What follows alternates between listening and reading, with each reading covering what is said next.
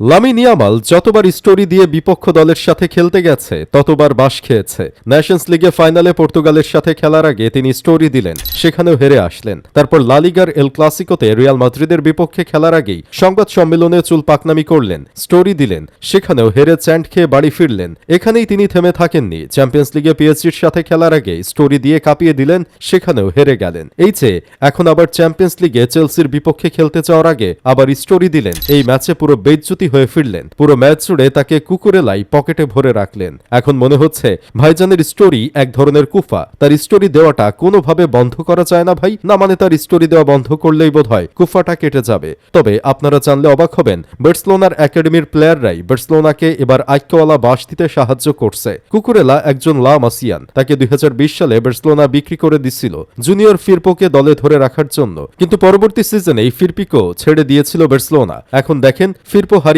গেছে বললেই চলে। আর কুকুরেলা চেলসির মতো বিগ টিমের ডিফেন্সের একজন ভরসাযোগ্য লেফট ব্যাক হয়েছেন। তাছাড়া রোনাল্ড আরাউহো ও ফেরান তোরেসকে দিয়ে স্টার্ট করিয়ে বর্তমানে ম্যাচ জিততে চাওয়ার মতো বোকামি আর কিছু হতে পারে না। ফেরান তোরেস হচ্ছে ঝড়ে বকমরা টাইপের প্লেয়ার, হঠাৎ একদিন ভালো খেলবে আর বাকি 5 দিন আর খুঁজে পাওয়া যাবে না। যেই গোল একটা বাচ্চাও করতে পারবে সেই গোলটাও তিনি মিস করবেন। আবার আরাউহোর মতো প্লেয়ারদের তো এখন রেগুলার রুটিন হয়েছে রেড কার্ড খাওয়া। মাঝে মাঝে মনে হয় তিনি বিগ ম্যাচে মাঠে নেমেই রেফারিকে বলেন, বাবা অনেকদিন কার্ড খাই না, একটা রেড কার্ড দাও বাবা, একটা রেড কার্ড দাও। বার্সেলোনায় যদি একজন ব্রেইনলেস ম্যাচের মোমেন্টাম না বোঝা প্লেয়ার থেকে থাকে তাহলে সেটা নিশ্চয়ই রোনাল্ড আরাউহো। তিনি এর আগে পিএসজির সাথে রেড কার্ড খেয়ে দলকে বিপদে ফেলে গেছে। ইন্টার মিলানের সাথেও তার ভুলের কারণেই দল হেরে গেল, ফাইনালে যাওয়ার স্বপ্ন শেষ হলো। এই তো এখন আবার চেলসির সাথে তিনি প্রথমে একটা ইয়েলো কার্ড খাওয়ার পরেও একটা ব্যাড ট্যাকেল দিল, যেখানে ট্যাকেল না দিলেও কোনো রিস্ক ছিল না, তারপরেও ট্যাকেল দিয়ে রেড কার্ড খেলো। আপনি যখন ইম্পর্টেন্ট একটা ম্যাচে এমন দুইজন ব্রেইনলেস প্লেয়ার দিয়ে স্টার্ট করিয়ে হাইলাইন খেলাবেন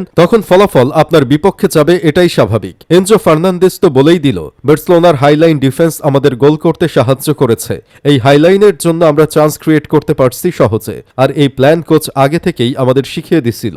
যেই ট্রিক্স সবাই জেনে গেছে আগের সিজন থেকে, সেই ট্রিক্স বারবার ফলো আপ করাটাও বোকামি। মনে হলো একটু বেশি চুল পাকনামি করতে গেছিল হ্যান্সি ফ্লিক, সেটার ফলাফল তিনি পেয়েছেন। তবে আপনারা নিশ্চয়ই এস্তেভায়ের খেলা দেখেছেন, কি দারুণ একটা গোল করেছেন বার্সেলোনার বিপক্ষে। এই উজ্জ্বল প্রতিভা সম্পর্কে এনজো মারেস্কা বলেছেন, এস্তেভাও একজন ওল্ড স্টাইল মানুষ, সে সব সময় ফোন চালায় না, সোশ্যাল মিডিয়াতে পড়ে থাকে না। সোশ্যাল মিডিয়ায় পড়ে থাকলে আজকের তার প্রশংসাগুলো দেখত আর নিজে আকাশে উঠতে থাকতো, আর লামিনের মতো স্টোরি বয় রূপান্তরিত হতো। এস্তেভাও ওল্ড স্টাইল প্লেয়ার বলেই ম্যাচ শেষে পেশাদার ভদ্র ফুটবলারের পরিচয় দিছে। তিনি লামিনের সম্পর্কে বলেছেন, লামিন বর্তমানে বিশ্বের দ্বিতীয় সেরা খেলোয়াড়, তাকে নিয়ে আমি খারাপ কিছু বলতে পারবো না। এটাই আসলে ভদ্রতার পরিচয়। তার ধারাবাহিকতা এমন থাকলে তিনি অনেক দূর এগিয়ে যাবেন।